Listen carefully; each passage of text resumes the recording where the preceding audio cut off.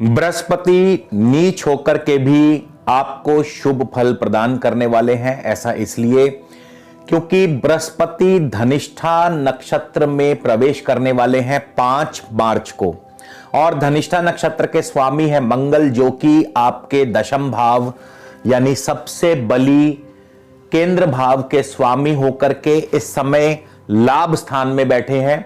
तो इस महीने निसंदेह बृहस्पति आपको शुभ फल प्रदान करेंगे। इसके अलावा बाकी अन्य सभी ग्रह कैसा फल प्रदान करेंगे, आपके स्वास्थ्य पर क्या प्रभाव रहेगा, बाकी अन्य सभी ग्रहों का आपके कारोबार पर, आपकी आर्थिक स्थिति पर, इसके अलावा आपकी संतान पर, आपके पारिवारिक जीवन पर, सभी ग्रहों का, दशाओं का, अंतरदशाओं का क्या प्रभाव रहेगा, इस पर हम विस्तार से चर्चा करेंगे।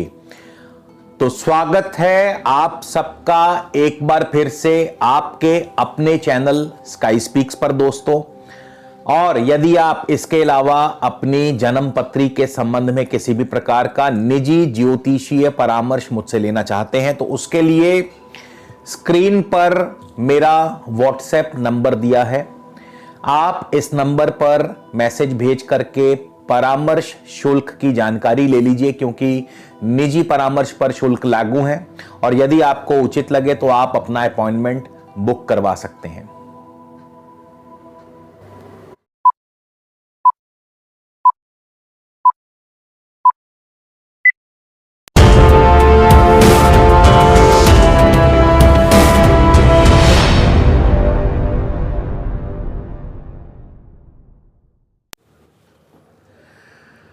तो दोस्तों, हम बात कर रहे हैं कर्क लगन के जातकों के बारे में, कर्क राशि के बारे में।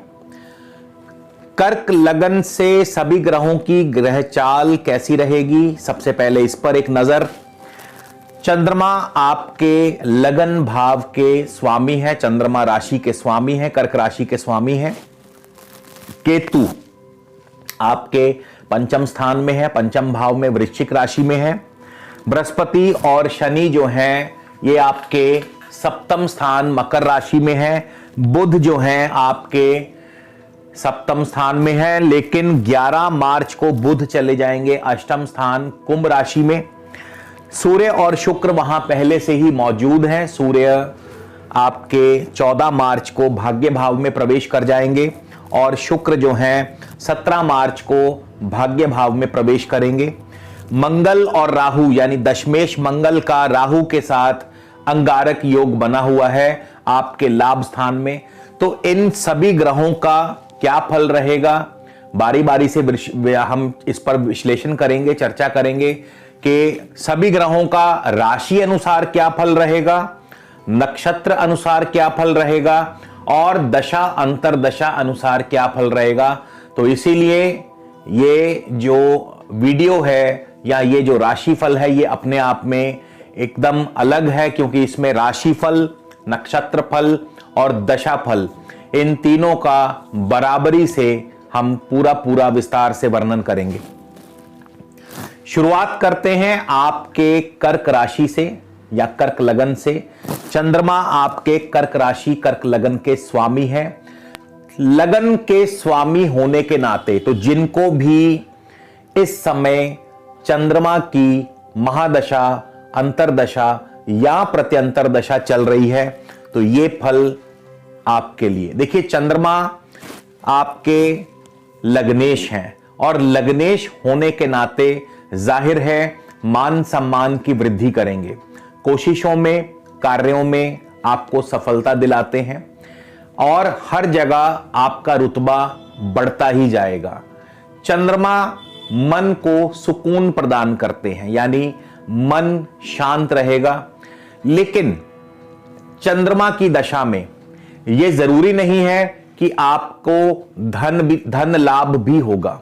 ऐसा इसलिए कि चंद्रमा लग्नेश हैं, और लगन स्थान जो है, लगन भाव जो है, यह धन से 12वां स्थान पड़ता है, यानी कि धन का व्यय भाव है।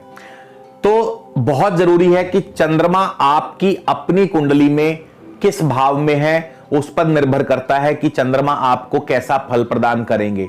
लग्नेश होने के नाते मान सम्मान की वृद्धि जरूर करते हैं। स्वास्थ्य लाभ होगा, स्वास्थ्य बढ़िया रहेगा, आपके अंदर नई ऊर्जा, नया जोश भरते हैं। लेकिन चंद्रमा यदि आपकी जन्म पत्रिका में लग्न, द्वितीय, तृतीय, छठे, सातवें, 10वें या 11वें भाव में है तो निसंदेह आपको उत्तम धन लाभ भी होगा। आपके पराक्रम में, आपके कार्यों में आपको सफलता अर्जित होगी। प्रत्येक कार्य में आपको लाभ होगा और सफल होंगे। लेकिन इसके विपरीत यदि चंद्रमा किसी अन्य स्थान पर बैठे हैं तो फिर उतना लाभ नहीं मिल पाएगा जितनी आप अपेक्षा कर रहे हैं। तो चंद्रमा की दशा अंतर्दशा आपको इस प्रकार के शुभाशुभ फल जो है प्रदान कर सकती है। अब हम आगे बढ़ते हैं और केतु की बात करते हैं। तो केतु आपके पंचम स्थान में है और पंचम स्थान में जाहिर है केतु जो है संतान पक्ष के लिए, सबसे पहले हम राशिफल की बात कर लें तो पंचम स्थान में वृश्चिक राशि में केतु जो है संतान पक्ष के लिए चिंता या तनाव पैदा करते हैं। ऐसा गोचरवश जब केतु पंचम स्थान में आए तो ऐसा अवश्य होगा। आपकी लव लाइफ में बाधा, संतान से कोई ना कोई चिंता, परेशानी या तनाव। लेकिन यह भी बहुत जरूरी हो जाता है देखना कि केतु जो है किस नक्षत्र से और किस उपनक्षत्र से गुजर रहे हैं, क्योंकि नक्षत्र स्वामी का फल और उपनक्षत्र स्वामी का फल इस फलादेश में भिन्नता ला देगा। तो यदि आपको केतु की ही दशा अंतर्दशा चल रही है तो केतु अभी भी ज्येष्ठा नक्षत्र यानी बुध के नक्षत्र से संचार कर रहे हैं। बुध जो हैं तृतीय और द्वादश भाव के स्वामी होकर के सप्तम भाव में बैठे हैं, यानी कि भाग दौड़ करने से व्यापार की वृद्धि होगी, दौड़ धूप बनी रहेगी, विदेशों से नया व्यापार मिलता रहेगा, इंपोर्ट एक्सपोर्ट से लाभ होगा, media, telephone, telecom sector, IT sector या कंप्यूटर क्षेत्रों से आपको लाभ मिलता रहेगा। इसके अलावा 1 तारीख को केतु जो हैं सूर्य के उपनक्षत्र में होंगे। सूर्य आपके धन भाव के स्वामी होकर के अष्टम भाव में बैठे हैं।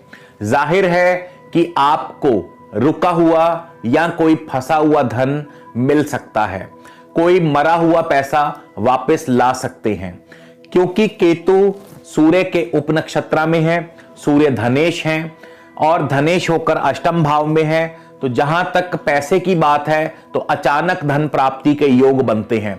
मगर कुटुंब स्थान के स्वामी का अष्टम में जाना कहीं ना कहीं कुटुंब में कोई ना कोई तनाव जरूर देता है। कोई ना कोई निकट भाई बंधु से, निकट संबंधी से आपकी अनबन भी हो सकती है। इसके अलावा वाणी पर आपको संयम रखना होगा।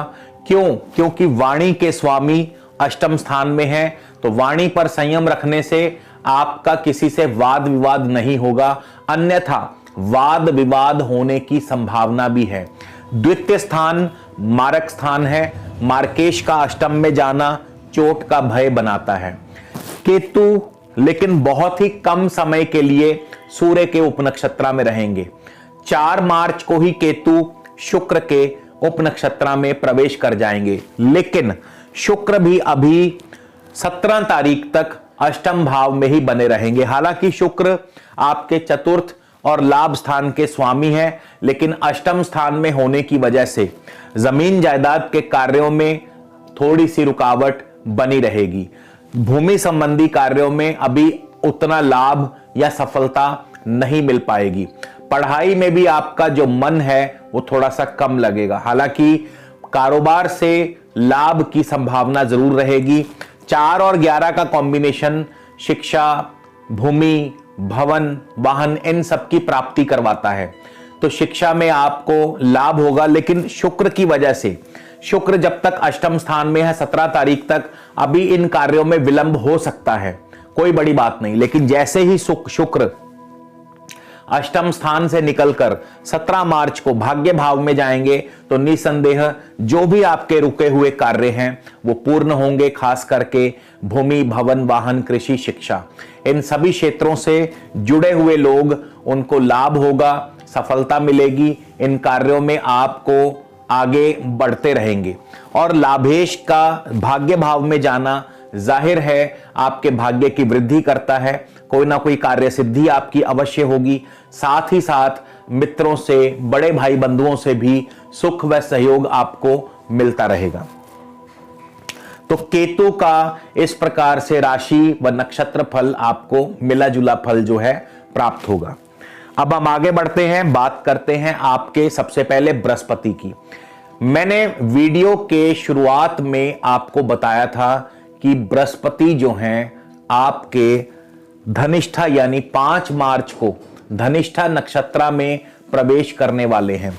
और धनिष्ठा नक्षत्र के स्वामी मंगल हैं, जो कि पंचमेश भी हैं, दशमेश भी हैं और लाभ स्थान में हैं। तो जाहिर है बृहस्पति जो इस समय नीच भाव में चल रहे हैं, नीच राशि में चल रहे हैं, क्योंकि मकर राशि बृहस्पति की नीच राशि है। यदि हम राशिफल की बात करें तो सप्तम स्थान में नीच राशिगत बृहस्पति जो है पारिवारिक सुख में बाधा उत्पन्न करते हैं। तो जिनको भी बृहस्पति की दशा अंतरदशा है उनकी बात कर रहा हूं। नीच राशिगत बृहस्पति पारिवारिक सुख में बाधा उत्पन्न करते हैं और इसके अलावा कारोबार में भी दिक्कतें परेशानियां पैदा करते हैं। शत्रुओं से भी कोई ना कोई परेशानी बनी रहती है।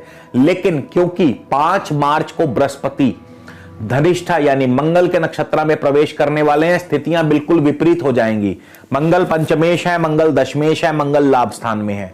तो जाहिर है कारोबार की वृद्धि होगी, उत्तम आर्थिक धन लाभ होगा, शेयर मार्केट से धन लाभ होगा, संतान पक्ष की तरफ से सुखद फल प्राप्त होंगे, संतान की वृद्धि हो सकती है, संतान से लाभ हो सकता है। इसके अलावा लव लाइफ आपकी बढ़िया चलेगी। और साथ ही साथ यदि आप कला, आर्ट, साहित्य, कल्चर, एक्टिंग, सिनेमा या इन सब क्षेत्रों से जुड़े हैं, खेल कूद आदि से जुड़े हैं, तो उन क्षेत्रों में आपको लाभ होगा। इसके साथ क्योंकि दशम भाव कारोबार का है, दशम भाव नौकरी का है, तो नौकरी में तरक्की, कारोबार में तरक्की, मंगल लाभ स्थान में है, कोई ना कोई आपकी इच्छा अवश्य पूर्ण करेंगे। तो धनिष्ठा नक्षत्र में बृहस्पति के जाने से एकदम से शुभ फलों में बढ़ोतरी होगी, शुभ फल आपको प्राप्त होंगे। इसके अलावा बृहस्पति जो है किन किन उप नक्षत्रों से गुजरेंगे उसका भी फल। तो 1 तारीख को बृहस्पति सूर्य के ही उप नक्षत्र में होंगे। सूर्य धनेश हैं, धनेश होकर के अष्टम में बैठे हैं, तो जाहिर है आपका रुका हुआ पैसा वापस मिल सकता है और आपका कोई ना कोई फंसी हुई पेमेंट या अचानक धन प्राप्ति के योग बन सकते हैं। लेकिन परिवार में, कुटुंब में कोई ना कोई दिक्कत परेशानी जरूर आ सकती है। 5 मार्च को जैसा कि मैंने बताया कि बृहस्पति धनिष्ठा नक्षत्र यानी मंगल के नक्षत्र में होंगे और मंगल के ही उप नक्षत्र में भी होंगे। तो जाहिर है कारोबार व नौकरी में तरक्की और वृद्धि के संकेत हैं, उत्तम आर्थिक लाभ होगा। इसके बाद 8 मार्च को बृहस्पति राहु के उप नक्षत्र में प्रवेश कर जाएंगे। राहु आपके लाभ स्थान में है, राहु वृषभ राशि में है, शुक्र की राशि में है। शुक्र जो है चतुर्थेश है। शुक्र अभी अष्टम में बने हुए हैं, लेकिन क्योंकि राहु स्वयं लाभ स्थान में है तो जाहिर है अचानक धन लाभ जरूर होगा। खास करके कारोबार से, नौकरी से, शेयर मार्केट से अचानक धन लाभ के अवसर बन सकते हैं और जमीन जायदाद के कार्यों से भी लाभ होगा। हालांकि शुक्र की वजह से थोड़ा बहुत किसी कार्य में विलंब जरूर आ सकता है। 18 मार्च को बृहस्पति स्वयं अपने ही उप नक्षत्र में प्रवेश करेंगे। बृहस्पति जो कि 6ठे भाव के स्वामी है, नौकरी में तरक्की, नौकरी में वृद्धि, नौकरी नहीं है तो नौकरी मिल जाएगी। साथ ही साथ बृहस्पति नवम भाव के स्वामी है और नवम भाव के स्वामी यानी भाग्य की वृद्धि करते हैं।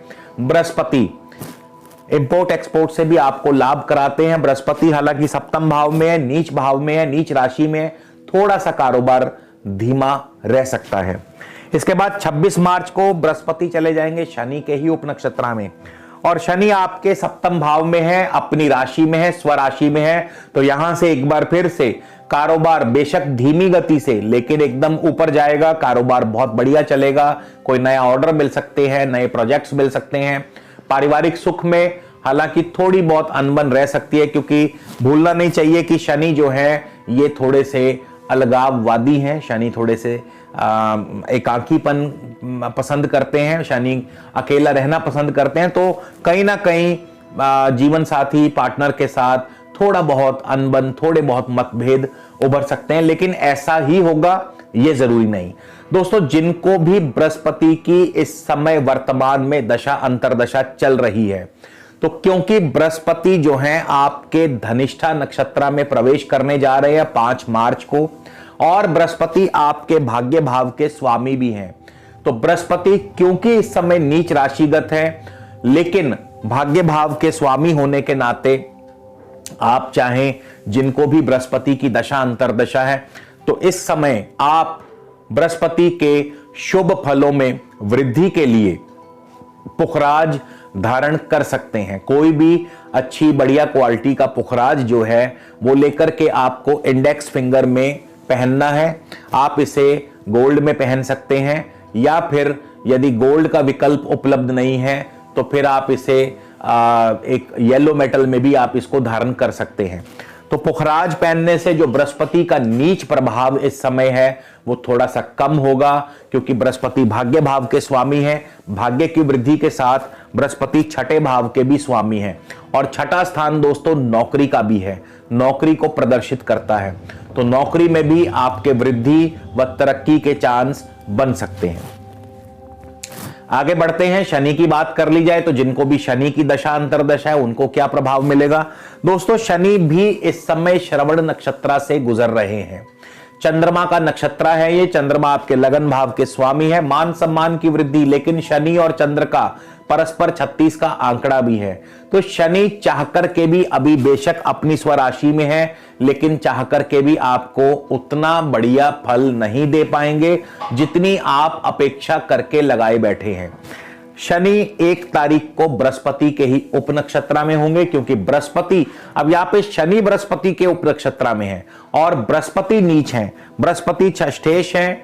बृहस्पति छठे भाव के स्वामी होने के नाते कोई ना कोई स्वास्थ्य में कमी करते हैं, स्वास्थ्य की हानि करते हैं, लेकिन नौकरी से संबंधित हैं तो जाहिर है नौकरी में कोई ना कोई, देखिए बृहस्पति नीच है तो अभी नौकरी में उतनी तरक्की नहीं मिल पाएगी जितनी आप अपेक्षा कर रहे हैं। इसके अलावा बृहस्पति भाग्य भाव के स्वामी होकर के भी नीच बैठे हैं, तो जाहिर है अभी भाग्य भी आपका उतनी प्रबलता से साथ नहीं देगा। मैं बात कर रहा हूं जिनको शनि की दशा अंतरदशा है, क्योंकि शनि बृहस्पति के उपनक्षत्र में और शनि बृहस्पति का फल देंगे, तो बृहस्पति का वो जो सारा जो नीचता का फल है वो शनि के माध्यम से प्राप्त होगा।